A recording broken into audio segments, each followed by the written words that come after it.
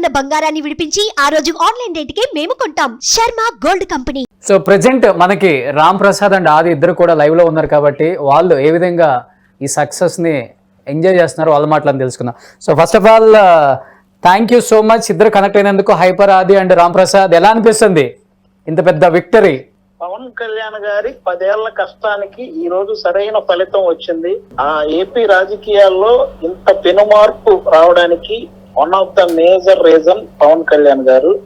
ఆయన 10 ఏళ్ల నుంచి ఎన్నో, అంటే ఒక పార్టీని సొంత డబ్బుతో నిలబెట్టడం అనేది మేళ్ళు. అంటే 2 చోట్ల 2019లో ఓడిపోయినా సరే తట్టుకొని అన్ని దాటుకొని పార్టీని నిలబెట్టడమే కాకుండా కార్యకర్తలని, అలాగే కరెక్ట్ గా ఎప్పుడైతే చంద్రబాబు నాయుడు గారు జైలుకి వెళ్ళిన సందర్భంలో ముందుకొచ్చిన ఒకే ఒక వ్యక్తి పవన్ కళ్యాణ్ గారు. జైలు ముందే ఆ రోజు కూటమి అనౌన్స్ ఎప్పుడైతే చేశారో ఆ రోజే స్ట్రాంగ్ గా ఫిక్స్ అయ్యారు మళ్ళీ ఈసారి కూటమి రాబోతుందని. కాబట్టి ఈ విధంగా ఒక మేజర్ పాత్ర పోషించి, అంతేకాకుండా 10 ఏళ్ల నుంచి ఎన్నో అవమానాలు, ఎన్నో తిట్లు, ఎన్నో కష్టాలు, అవమానాలు మాటలు పడి ఈ రోజు పవన్ కళ్యాణ్ గారు ఈ అంటే ఈ సక్సెస్ ని మేము పవన్ కళ్యాణ్ గారి కళల్లో ఆనందమే మా అందరికి సక్సెస్. చూసారా ఆది పవన్ కళ్యాణ్ గారిని చూసారా, కలిసారా?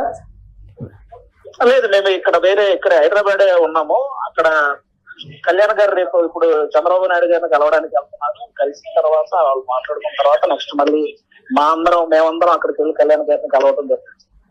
అది మీరందరూ కూడా పార్టీలకు అతీతంగా మాట్లాడితే, ఎందుకంటే పవన్ కళ్యాణ్ గారు అంటే అమితమైన ఇష్టం నీకు ఫస్ట్ నుంచి కూడా. రకరకాల కామెంట్స్ నీ మీద చేసినప్పటికి కూడా మెగా జపం చేస్తాడు, కావాలని ఏదో ఒక పంచు డైలాగులతో, ఓవర్ డైలాగులతో, ఓవర్ హైప్ తో తెచ్చుకోవడానికి ఆది రకరకాలుగా నానా కష్టాలు పడుతున్నారని మిమ్మల్ని ఎన్ని ట్రోల్స్ చేసినా గానీ మీరు ఆ కుటుంబం కోసం, ఆ వ్యక్తి కోసం అంతగా నిలబడ్డారు కదా.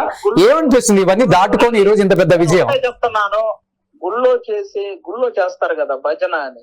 ఆ గుళ్ళో చేసే భజన అనే దానికి పవిత్రమైన అర్థం ఉంటే నేను పవన్ కళ్యాణ్ గారికి చేసేది కూడా భజన. మీరు దాన్ని రాసుకోవచ్చు.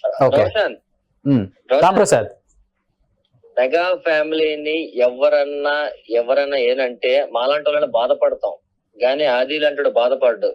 అవతలకి ఇవ్వాల్సింది చాలా గట్టిగా ఇస్తాడు, అవతల బాధపడేలాగా ఇస్తాడు. ఎందుకంటే వాడంత డ్రామా కంపెనీ అని ఒక షోలో ఎప్పుడో చెప్పాను, ఒక నిజాయితీ గల వ్యక్తిని ఎవరైనా అవమానిస్తే ఆ అవమానించిన వాడిని అవమానించడానికి నేను ఒక్క క్షణం కూడా ఆలోచించాలని చెప్పాను.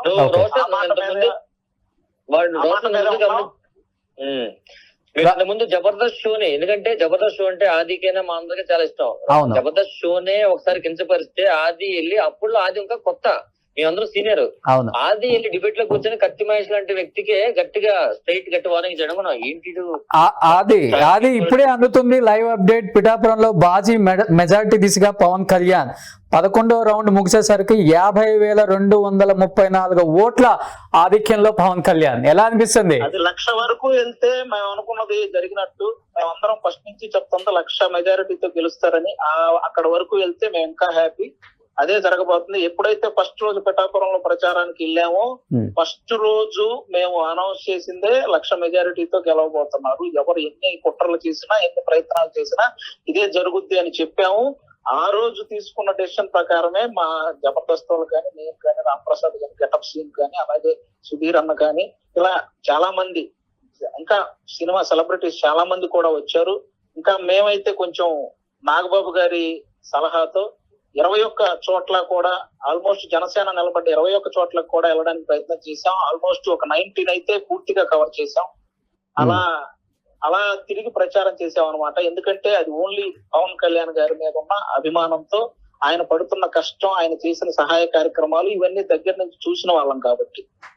ఓకే, సో కొన్ని కోట్ల మంది కోరిక హైపర్ ఆది అండ్ రామ్ ప్రసాద్, కొన్ని వేల పవన్ కళ్యాణ్ అనే నేను అసెంబ్లీలో ఎప్పుడెప్పుడు ప్రమాణ స్వీకారం చేస్తారనేది. బట్ మీరు ఎలా చూడాలనుకుంటున్నారు ఆయన్ని ఆంధ్రప్రదేశ్ క్రియాశీలక రాజకీయాలలో?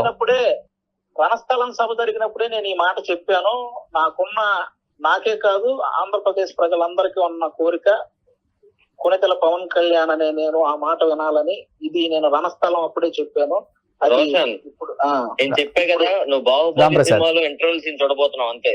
సో అందరూ కూడా ఆల్రెడీ విజయేంద్ర ప్రసాద్ గారు లాంటి వాళ్ళు ఒక మాట అన్నారు, బాహుబలి ఇంటర్వెల్ సీను నేను పవన్ కళ్యాణ్ గారిని ఊహించుకునే ఆ సీను ఆ పేపర్ మీద రాయటం జరిగింది, అలాంటి అరుపులతో ఉండే సీన్ అని విజయేంద్ర ప్రసాద్ గారు చెప్పారు. అది రియాలిటీలో జరగబోతుంది.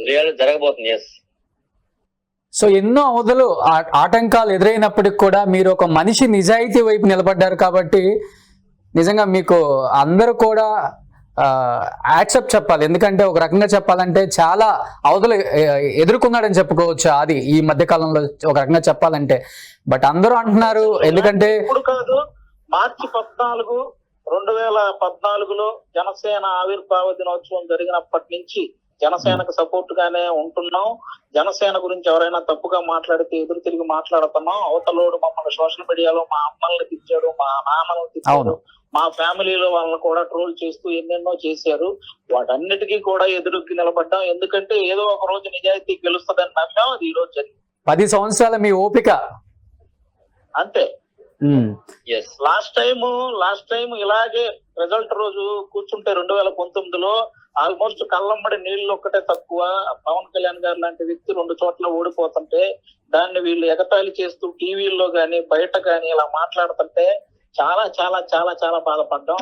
ఈ రోజు ఆ బాధకి 100 రెట్ల ఆనందాన్ని మేము ఈ రోజు పొందుతున్నాం. కళ్యాణ్ గారు గెలవటం గాని, ఆయన నిలబడ్డ ప్రతి వ్యక్తి గెలవటం గాని. సో డిప్యూటీ చీఫ్ మినిస్టర్ గా ప్రమాణ స్వీకారం చేసే అవకాశం ఉందా పవన్ కళ్యాణ్ గారు? ఏమన్నా అది అసలు ఇంకా ఏమండి, రాష్ట్ర రాజకీయాల్లోనే పెనుమార్పు తెచ్చిన వ్యక్తి. ఆయనకు పదవులు అది అసలు మాకు అది పెద్ద సంతోషాన్ని ఇవ్వదు ఏ పదవి అని. పవన్ కళ్యాణ్ అనే పేరే చాలా పెద్ద పదవి. ఆ పేరు చాలు. ఇదిగో ఇప్పుడు చూస్తున్న గెలుపు చాలు. ఆ తర్వాత ఆయన ఏమి ఇచ్చినా ఏం చేసినా అవన్నీ బోనస్ అంతే. మాకు అవన్నీ పెద్ద లెక్క కాదు. అంటే హేమ మంత్రులు కూడా ఓటమి దిశగా ఉన్నారు. ఎలా చూడొచ్చు దీన్ని? అది క్లియర్ కట్ గా ఎప్పుడో తెలిసిపోయిన మ్యాటర్ అండి. ఈవెన్ ఎవరైనా సరే ఎప్పుడైతే మనం అభివృద్ధి గురించి మానేసి ప్రెస్ మీట్లు పెట్టి తిట్టడం స్టార్ట్ చేసామో, అంటే ఏ పని లేకపోతేనే మనం ప్రెస్ మీట్లకు వచ్చి ఇలా తిట్టడం ఇలాంటివి చేస్తా ఉంటాం. అవి ప్రజలు గమనిస్తూనే ఉంటారు. వాళ్ళు అనుకుంటారు అలా తిరిగితేనే మనం ఫేమస్ అవుతామేమో అని. కానీ ప్రజలు దాన్ని తీవ్రంగా ఖండించారన్నది మీరు మంత్రులందరూ ఓటమి అవడం అనేది మీరు చూసుంటారు. సో 151 సీట్లతో సింగిల్ లార్జెస్ట్ పార్టీగా వైసీపీ అధికారంలోకి వచ్చిన విషయం అందరికీ తెలిసిందే. ఆ ఫిగర్ ని దాటే అవకాశం ఏ పార్టీకి లేదు అనుకున్నారు. కానీ ఈ రోజు చూస్తుంటే ఆ ఫిగర్ దాదాపు చాలా దూరం వెళ్ళిపోయేటట్టుంది. ఎలా చూడొచ్చు ఇది? లాస్ట్ టైం 151 వైసీపీకి వచ్చినప్పుడు దేవుడు స్క్రిప్ట్ రాశారు అన్నారు. ఈసారి అది కూటమికి రాబోతుంది. అది ప్రజలు స్క్రిప్ట్ రాశారు. అంతకు మించి మనం ఏం చేయలేం. 161 వెళ్ళే దిశగా అవకాశం ఉందంటారా? దూరమైన వెళ్ళొచ్చు. అది 151 పైన ఎంత దూరం అయినా వెళ్ళొచ్చు. లాస్ట్ టైం వాళ్ళకంటే ఎక్కువ మెజారిటీ అయితే రాబోతుంది. బ్రేక్ చేసామని చెప్పుకుంటున్నారు అయితే. అంతే, ఇక అందులో ఏ డౌట్ లేదు. ఆల్మోస్ట్ అన్ని చోట్ల 10 రౌండ్ల పైన అయిపోయింది. ఇంకా లీడ్ తగ్గించే అవకాశం కూడా లేదు అక్కడ. సో ఇంత కష్టపడ్డారు నువ్వు కానీ రామ్ ప్రసాద్ కానీ, చాలా నియోజకవర్గాలు. సో మీ శక్తికి మించి పోరాడారు ఈసారి. ఏదైతే అదైంది, మంచి గెలవాలని. బట్ ఈ రోజు చూస్తుంటే ఫిగర్స్ చూస్తుంటే వేరేలా కనిపిస్తున్నాయి. కాబట్టి మనకి ఇంతగా ఇంత బ్లెస్సింగ్స్ ఇచ్చిన ఆంధ్రప్రదేశ్ రాష్ట్ర ప్రజలకి, ఎస్పెషల్లీ పిఠాపురంలో చాలా ఎఫర్ట్స్ పెట్టి మీరారు. పిఠాపురం ప్రజలకి ఏం చెప్తారు? ఆంధ్రప్రదేశ్ రాష్ట్ర ప్రజలకి ఏం చెప్తారు? మేము ఎంత థ్యాంక్స్ చెప్పినా తక్కువే. ఎందుకంటే వెళ్ళిన మొదటి రోజు నుంచి కూడా వాళ్ళందరూ ఏమంటే ఇంత ఎండలో మీరు కూడా కష్టపడక్కర్లేదు, మేము కళ్యాణ్ గారిని గెలిపించి చూపిస్తాం, మీరెవ్వరూ ఇంత దూరం రావాల్సిన అవసరం కూడా లేదు అనే మాట ప్రతి ఒక్క ఇంటికి వెళ్ళినప్పుడు వాళ్ళు అన్న మాట అది నిజం చేశారు. కాబట్టి వాళ్ళందరికీ ఎప్పటికీ పిఠాపురం అనే పేరు ఆ ప్రజలు ఎప్పటికీ గుర్తుండిపోతారు. అలాగే మేము కూడా ఒక నెల రోజులు షూటింగ్స్ ఇవన్నీ మేము కూడా పక్కన పెట్టేసి, ఇవన్నీ కాదు ఇప్పుడు మనం ఈ 5 సంవత్సరాల్లో 4 సంవత్సరాల 9 నెలలు 10 నెలలు మన ఫ్యామిలీ కోసం కష్టపడుతుంటాం. ఒక్క 2 నెలలు మన నాయకుడి కోసం కష్టపడితే తప్పు కాదు అనిపించింది. ఆ 2 నెలలు మా నాయకుడి కోసం మేము కేటాయించాం. చివరికి మా నాయకుడి యొక్క గెలుపు మాకు చాలా చాలా చాలా ఆనందాన్ని ఇస్తాం. సో రాంప్రసాద్, మీరేం చెప్పాలనుకుంటున్నారు? పిఠాపురం ప్రజలకి అంత కష్టపడి మీరు ఇంటింటి ప్రచారం కూడా చేశారు. మీ ఇద్దరు కూడా ఒక రకంగా చెప్పాలంటే చాలా ఎఫర్ట్స్ పెట్టారు. పిఠాపురం ప్రజలకు థ్యాంక్ యూ సో మచ్. ఎందుకంటే అది చెప్పినట్లు మేము ఎంత కసిగా తిరిగామో వాళ్ళు కూడా అంతే కసితో ఉన్నారు కళ్యాణ్ గారిని గెలిపిద్దామని. సో ఇప్పుడు అదే రిజల్ట్ గా వచ్చింది ఇప్పుడు మనకి. సో అది మాట అన్నాడు, పిఠాపురం ప్రపంచం అంతా తిరిగి ఒకసారి చూస్తున్నారు కదా, ఆ చూసే రోజులు స్టార్ట్ అయ్యి ఖచ్చితంగా అది జరుగుతుంది కూడా. సో నిజంగా థ్యాంక్ యూ సో మచ్ ఇద్దరికి, ఆది అండ్ రామ్ ప్రసాద్. కొంచెం బిజీగా ఉండి కూడా లైవ్ లో జాయిన్ అయినందుకు. మనం గెలిస్తే అవతల అంత ముందు వాళ్ళంతా తొక్కేస్తాం ఇక్కేస్తాం ఇవన్నీ ఒక్క మాటలు బ్రదర్. ఎప్పుడైనా సరే వైసీపీ కార్యకర్తలు ఎవరైతే ఉన్నారో వాళ్ళ మీద ఎవ్వరికి ఇంచెత్తు కోపం కూడా ఎవరికి ఉండదు. ఎవరైతే నాయకులు ఉన్నారో వాళ్ళ మీదే కోపం ఉంటది.